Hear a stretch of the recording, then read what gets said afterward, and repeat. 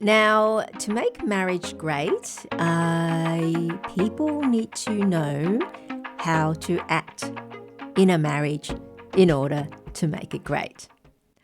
I mean, yes, I've had many shows and I've given a lot of advice as to how to choose the right partner for marriage. That is very important because that sets the tone for the rest of the marriage, the rest of the relationship, and so forth. But then, okay, you're married. What do you do in a marriage to make it great? To make it successful and the way that marriage should be. So, what do you need to do to ensure that it will not fail? First of all, you really need to remember what a marriage is, what a marriage is all about. The broad picture of it. And that is, remember, marriage is basically a team, a formation of a team, two people coming together to form that team in a practical sense, which is called marriage. And why is it different from other relationships? Because you've stood in front of your family and friends and society and declared yourself that you are now going to be a team and registered with the state and state laws and bind yourself legally. So that's a big difference over just living together where there's no real,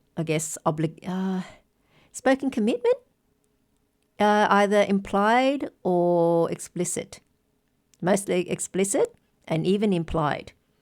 That with that there is no bond about a bond.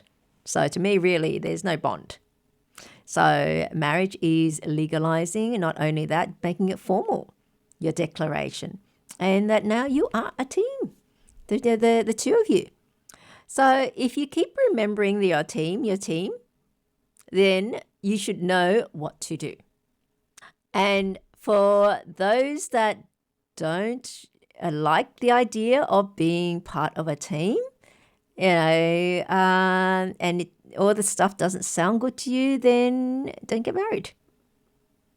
So if you are part of a team, okay, what do you need to do to be part of as a team member? Remember, you still have to do your bit, even though the other party, your other partner does something, and you also have to do your part. Just think of it as, one of those projects that you work together. I mean, anyone that's been in school or uni and seeing their team projects where you all got to put in your part.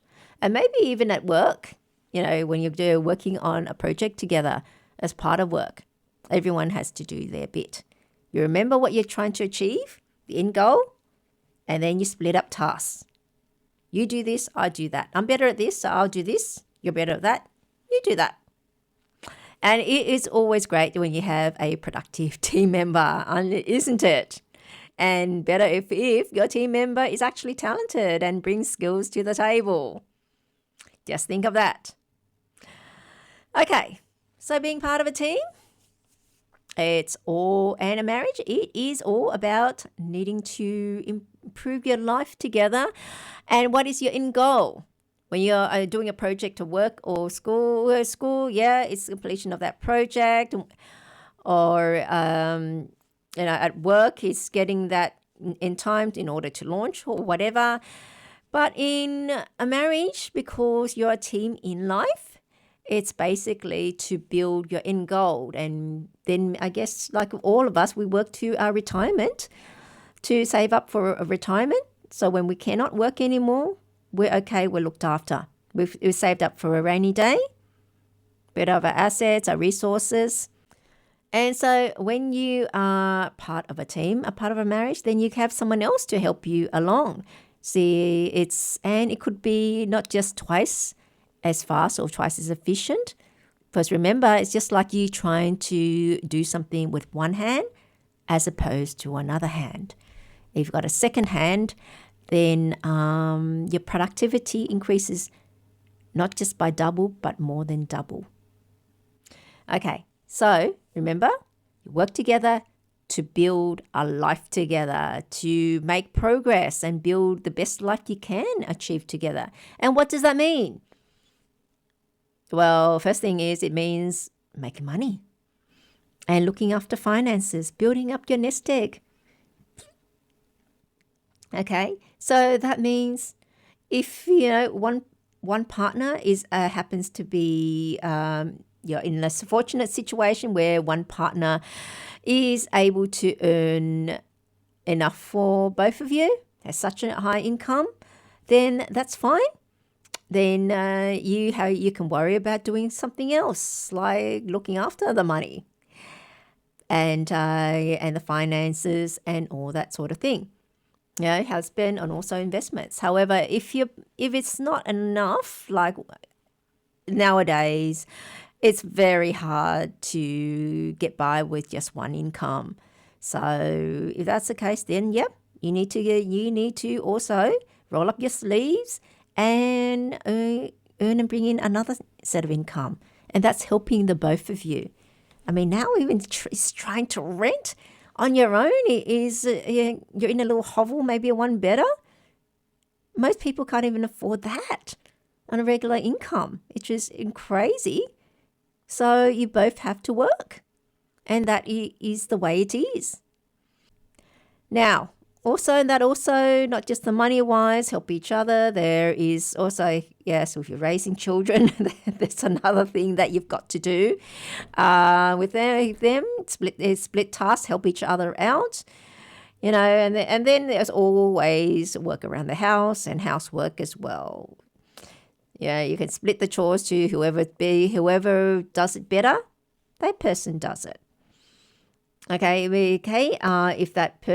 But each also needs to know how to do the other's job. So if the other person can't do it for some reason, they're ill or they're off away on work or something like that, then you have to be able to jump in to do it or know how to manage that situation. So filling in for your partner. Remember, you're always working as part of a team.